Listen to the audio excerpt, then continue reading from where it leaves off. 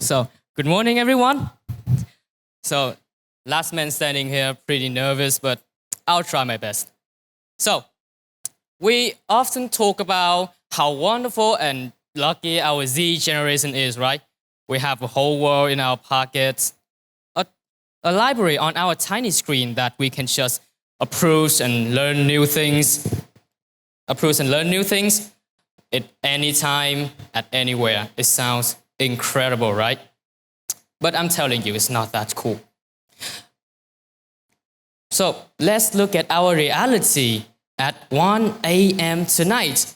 Most of us will probably sitting in a dark corner of our rooms, our face glowing with blue lights, scrolling through an endless feed of nothing.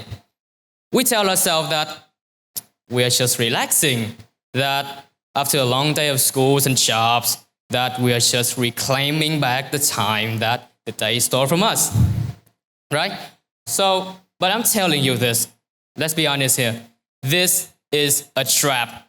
It's a loop of sleeping late and losing one's pursuit in life and keep wondering why do we waking up feeling even more tired than last night. Well, the loop I've just mentioned for you here is what the script most of the people are following nowadays.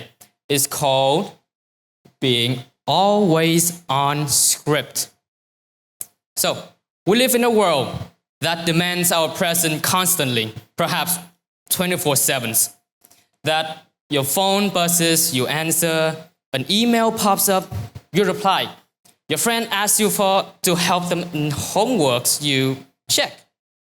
We think in our minds that, well, it's productivity, that being busy equals productive, equates with effective. But let me tell you the truth here. This script, this always on script is toxic.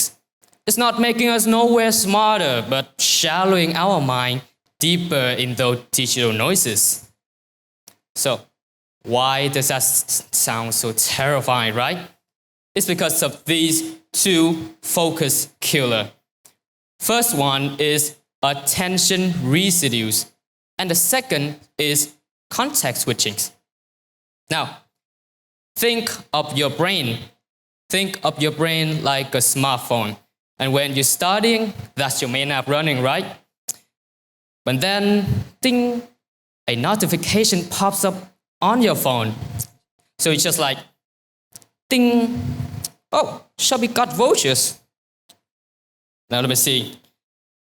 That's the moment when your brain just switched to a whole new app. And you see, that is context switching. It sounds harmless, but every time we switch, our mind loses its power gradually. A research from the Recall Academy shows that we can lose up to 40% of our productivity time by the cause of this. And even when you put your phone down and come back to your book, a part of our mind will still be stuck at that notifications, and it is attention residues. Now, imagine you are writing a piece of paper, and then you just start to erasing it, and then starting over and over again. Soon, our paper will all be covered in gray smudges. And these smudges is the residues of our distracted thoughts. This is what we see. And by the end of the day, our mental paper is so messy that we cannot just think clearly anymore. We are busy? Of course we are busy, but we are not actually moving forward at all. So, then the question here is, how can we break it? How can we stop being a prisoner in this always on jail? In the world where demands, in the world that people are fighting to be seen, people are fighting to be lived in every second. And in my opinion, the most unscripted action that we can all do right now is to vanish. You're hearing it right. I'm talking about the strategic withdrawal. So, but I know what you're thinking. Hey, isn't that just running away? Is that to just really tell us to ghost our responsibilities and slip away the problem? No, there are massive differences between escapism and strategic withdrawal. According to the Forbes journals, escapism is primarily passive and defensive. It's when our mind is so overwhelming that we hide under our blanket and scroll TikTok for 3 hours straight just to forget the world. That escapism, that is running away. But with the strategic withdrawal, is intentional. Strategic withdrawal is intentional. It's a planned move to preserve our energy, time, and attention by proactively remove all the digital noises.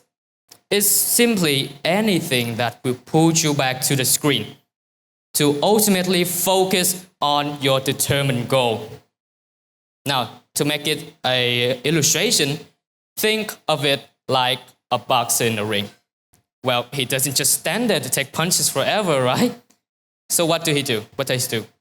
He steps back and he goes to his corner, not because he's quitting the game, but he is preparing for the next round. Carl Newport, the author of Deep Work, said, "This is a secret way to peak performance. Even giants like Bill Gates do it ever since." Since the 80s, Bill Gates had practiced for himself something called the Think Week. Simply, it is twice a year, he will disappear from everyone to his small cabin in the woods.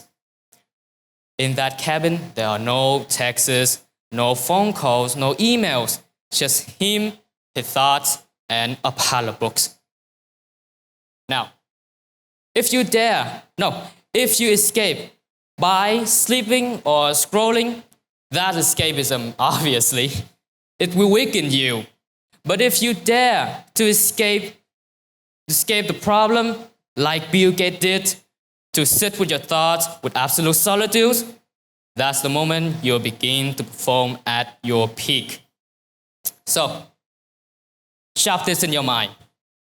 To disconnect is to reclaim our game. To disconnect is to reclaim our game.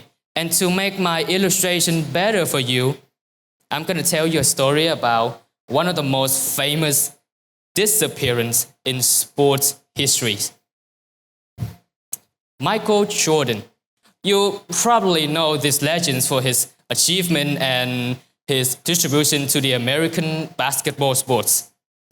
In the 1993, Michael Jordan was at the absolute peak of his career. He had just won his 3rd straight NBA championships. And at that time, Michael Jordan was a global icon. But inside, the always-on script had finally caught up him and broken him. After the tragic loss of his father and the suffocating pressure from the media, his mental paper is all covered in residues. In short, he was exhausted. So he did something truly unscripted. Do you know what it is? He disappeared. You're hearing it right. He disappeared. He announced his retirement from basketball in that late year, the same year, 1993. He relocated from the glamorous hardwood of NBA to a dusty baseball second league in Birmingham. It sounds crazy, right?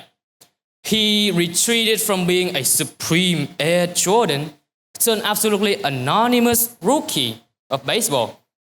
He traded his 20,000 rolls of his fan for the silent bus rides with his teammates who didn't even know his name.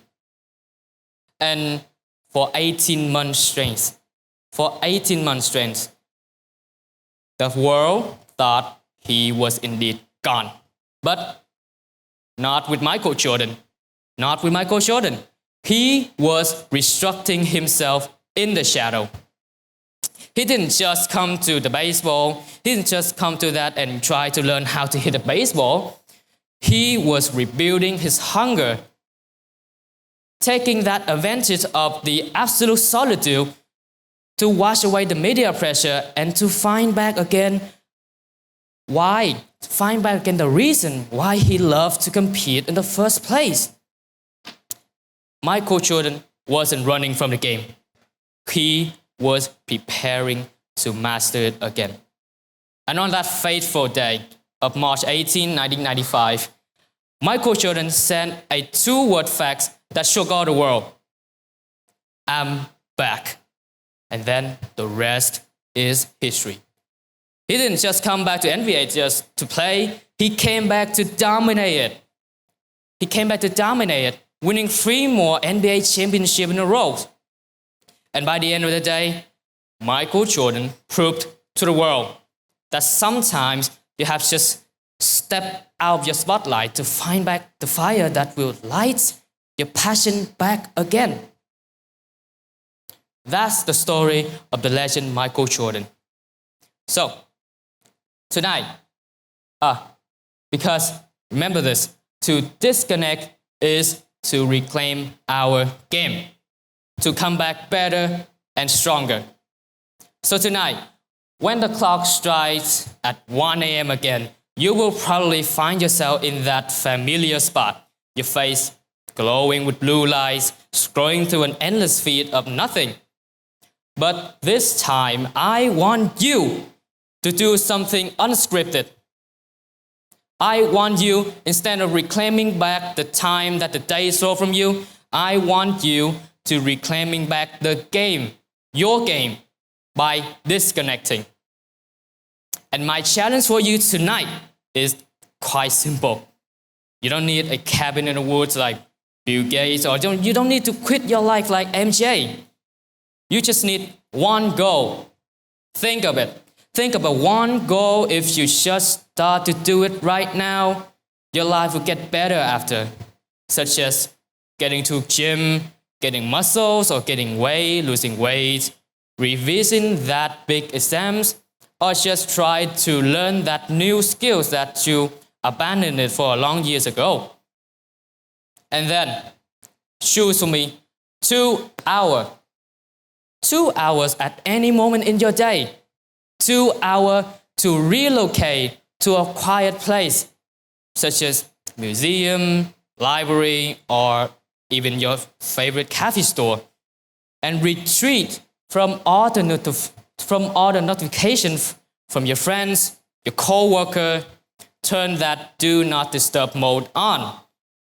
Remember, the important factor in here is the absolute solitude and the disconnection. And so that you will restructure yourself. This is the important part. Restructure your deepest thought with that determined goal. Do it. Make it happen. And then return and repeat again the session. Remember, the more hours you disappear, the better you are in return. Because in this world of constant noises, the loudest thing you can do is to vanish. And remember, to disconnect is to reclaim our game, to come back better and stronger. Thank you.